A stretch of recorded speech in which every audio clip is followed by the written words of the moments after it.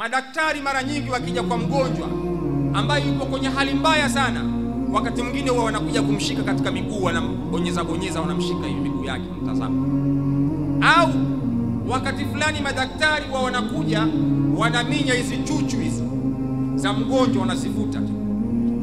Yani kuna wanaangalia, kuna sensi umwili, wanaangalia kwamba kuna baadhi ya vitu wakivigusa wanajua sasa huyu yupo kwenye hatua za mwishoni.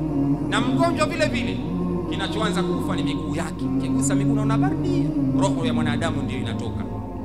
Itakwenda roho ya mwanadamu kutoka kwenye magoti yake inakuja mpaka kwenye kiuno. Kwa waliouguza watakuwa wanajua, mgonjwa yoyote uliyemuuguza, ukiacha mtu ambaye amepatwa na ajali, pengine unaweza ukao usijamuona, lakini naye vile vile hali hii huwa inamtokea. Hali hii huwa inamtokea kwamba roho inaanzia kutoka chini kuja juu. Hivyo hivyo hata mtu aliyepata ajali anaanzia chini kuja juu. Kwa hiyo magoti ya kifa inakuja mpaka kwenye kiuno sasa.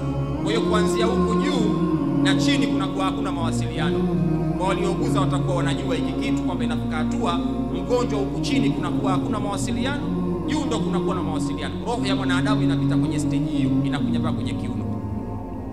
Na ikifika kwenye hatua hiyo unaanza kuhisi viungo kupooza, hata ikiwa ndo wewe uko kwenye hiyo hali.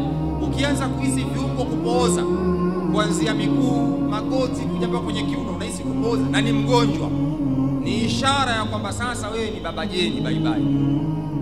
Ni ishara hiyo kwamba wewe sasa upo kwenye hatua ya roho yako kutoka kuelekea katika maisha mengine ya barzakh. Hiyo ni hatua ya pili katika kutoka roho ya mwanadamu.